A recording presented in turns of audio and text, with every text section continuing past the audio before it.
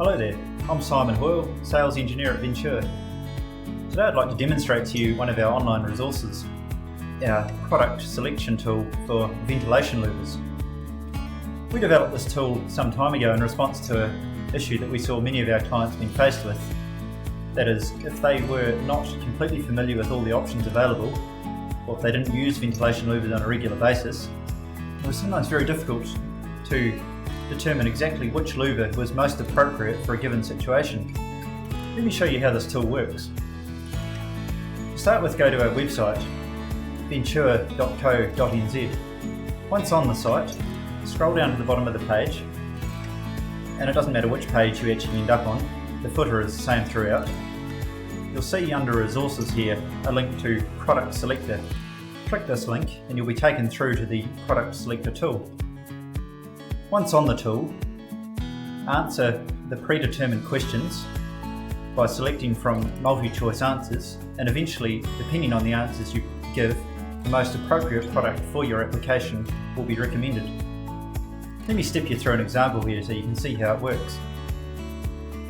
The first question relates to the purpose for which you're fitting this louvre to the building. Now, generally louvres are for one of three purposes: either to allow air into a building, allow air out of a building, or act as a visual or decorative screen. Now, for the sake of our example, let's say our louvre in question is an air intake louvre.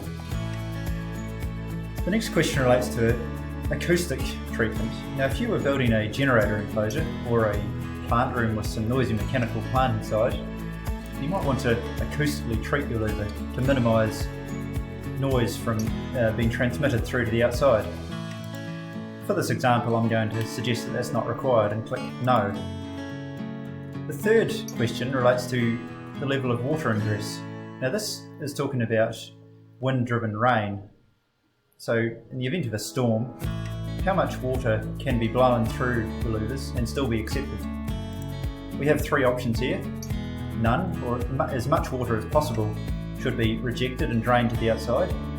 Some water can be allowed to be blown through the louvre and it won't cause an issue, or it doesn't matter at all. For the sake of this example, I'm going to select some water ingress as acceptable. The next question relates to the volume of air that you'll be passing through this louvre.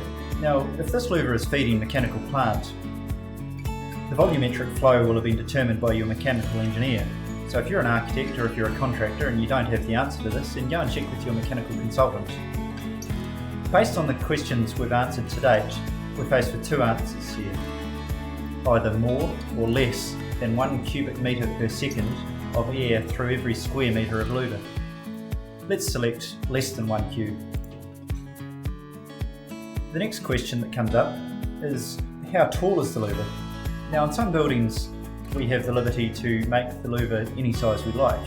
On other buildings there may be elements such as windows or roof lines which govern our louvre proportions. The height of the louvre does have an impact on what the most appropriate model is. So let's see what options we've got here. Less than 600 mils high, more than 600 millimeters but less than 2 meters high, or greater than 2 meters high.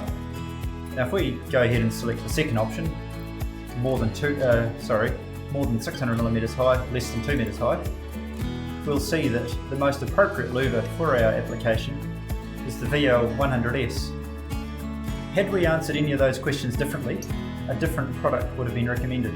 And just to show you what I mean here, let's change the answer to this question.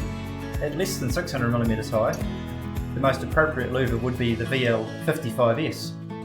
And at greater than 2 meters high, the most appropriate louvre would have been a 104D. If we'd given a different answer to the volumetric flow of air, so more than 1 cube per second per square metre of louvre, the VL2SD would have been recommended. Now, once this louvre has been recommended, you can follow this link here through to the product page. On this page, you're able to download data sheets and CAD files, fixing details, etc.